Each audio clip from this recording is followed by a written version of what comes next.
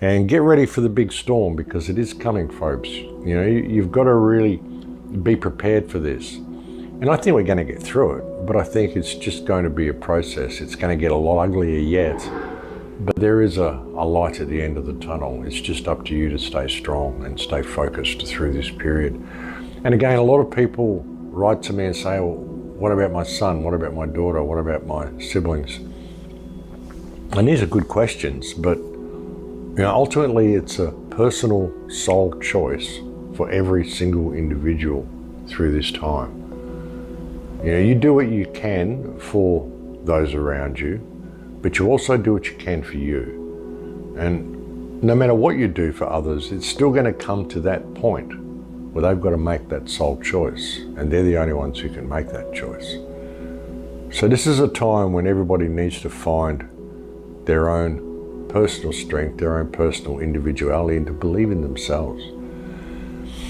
To realize, I mean, sure, we're all one, we're all connected, but at the same time, we are completely alone, we're completely individual.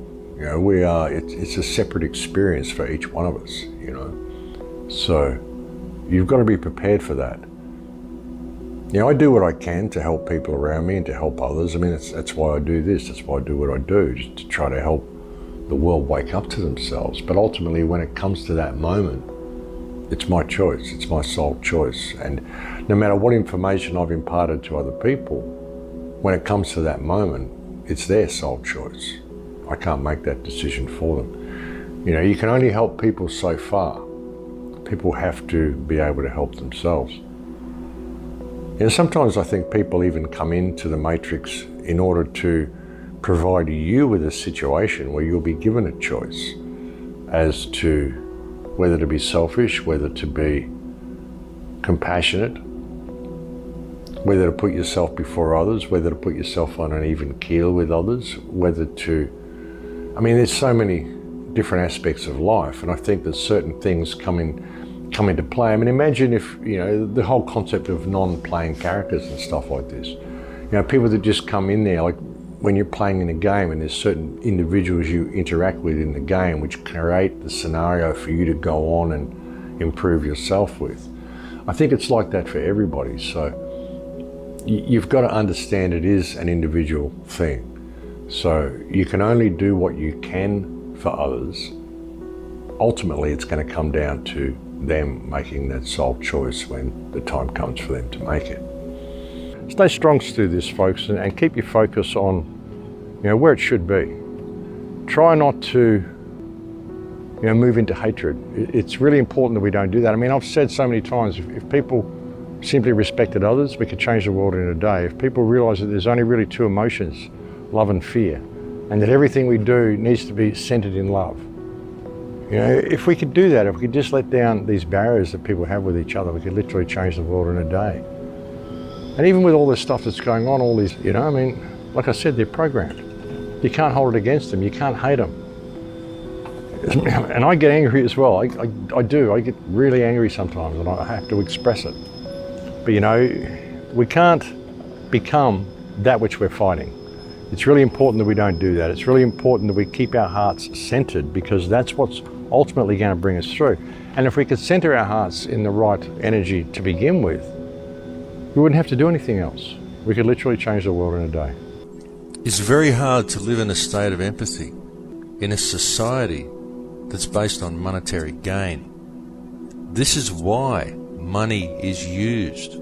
This is why material wealth and class and social division is used.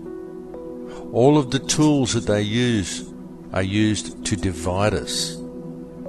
Every single thing that is in place, the education system, all of it, everything, this entire structure of this society is designed to divide this consciousness, to divide the people amongst themselves, to remove the power of the goddess energy from the females, to turn the female energy into something that is either subservient or an object of lust, to allow the growth of male dominating energy in this world, which is simply polarized. There's nothing wrong with male energy as long as it's balanced with female energy. But at the moment, the planet is polarized. And it's all been done by design. This has all been orchestrated, the entire thing. And it's a game, folks. It's a game of free will. The choice is ours, and we can make that choice anytime we want. All we have to do is look around us, connect to the field, connect to each other. And all the science is now in. Everything's there. All the research is available. It's all in the public domain. Anybody who wants to go and research everything that I've said, you can go and find out that all of this is true. You can take it or leave it. You can just look at all of this as the demented ravings of an aging buffoon, and you can disregard it altogether. Just think nothing of it. Or perhaps you can stop and look within yourself, and then look within others, and find the beauty that is there, find the joy that's there, and find the connection that's there. It's a wonderful thing, folks, and it's right there at your fingertips, because unconditional love, people say unconditional love, you'll never achieve unconditional love. No one that isn't of the Creator, no one that isn't blessed with the Spirit of the Heavenly Father can never have unconditional love. Well, everybody can have unconditional love, because what makes up this matrix, what makes up this entire reality, the very fabric, the compassion, the fabric that makes up this world, is made entirely of unconditional love, because that's all there is. Everything else is completely illusionary. Understand the power that you've got to realize this in your own life, and understand the power that you have to affect change in this world. We can make this reality anything we want, or we can simply create a unity and return to self. And wouldn't that be wonderful? To me, that is what 2012 is about. That's what this whole Mayan end date, whatever you want to call it, is all about. Every 26,000 years, there's a rise in the human cavity resonance. As that resonance rises, so does everything else rise with it. The frequency of everything. It's all connected. Each time this happens, this consciousness goes to a new level. There have been certain forces at work here to help this consciousness return to self. All of the negative stuff that's been happening in the world, this has all been happening for a reason, folks. If this negative stuff wasn't happening, the awakening that we are experiencing among a great number of people on this planet would not be occurring. This negativity is required in order for the consciousness to ascend. Everything is exactly the way it should be.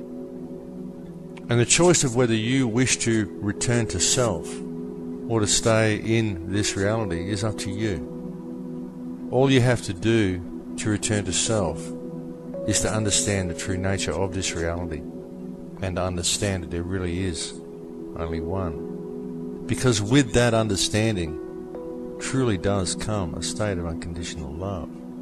Once you know the truth, it's hard to be any other way. Look at the shadow self, folks. Understand who you are. Look at the shadows that are in this world and fix them. By facing the shadow in yourself, you can face the shadows in this world. And by facing the shadows in this world, you can truly face the shadow within yourself. I want to finish the show today with, well, you might call it a poem. It's more of an anecdote, written by a lady called Oriah Mountain Dreamer. It was written in 1994, and it's called The Invitation. And it goes like this. It doesn't interest me what you do for a living. I want to know what you ache for, and if you dare to dream of meeting your heart's longing. It doesn't interest me how old you are. I want to know if you will risk looking like a fool for love, for your dreams, for the adventure of being alive. It doesn't interest me what planets are squaring your moon. I want to know if you have touched the centre of your own sorrow, if you have been open to life's betrayals, or have become shriveled and closed from the fear of further pain. I want to know if you can sit with pain, mine or your own, without moving to hide it, or fade it, or fix it. I want to know if you can be with joy, mine or your own, if you can dance with wildness and let ecstasy fill you to the tips of your fingers and toes, without cautioning us to be careful, be realistic, or to remember the limitations of being human. It doesn't interest me if the story you're telling me is true. I want to know if you can disappoint another to be true to yourself, if you can bear the accusation of betrayal and not betray your own soul. I want to know if you can be faithful and therefore trustworthy. I want to know if you can see beauty even when it's not pretty every day, and even if you source your life from its presence. I want to know if you can live with failure, yours and mine, and still stand on the edge of the lake and shout yes to the silver moon. It doesn't interest me to know where you live or how much money you have. I want to know if you can get up after a night of grief and despair and do what needs to be done for the children. It doesn't interest me who you know or how you came to be here. I want to know if you will stand in the center of the fire with me and not shrink back. It doesn't interest me where or what or with whom you have studied. I want to know what sustains you from the inside when all else fails. I want to know if you can be alone with yourself, and if you truly like the company you keep in empty moments.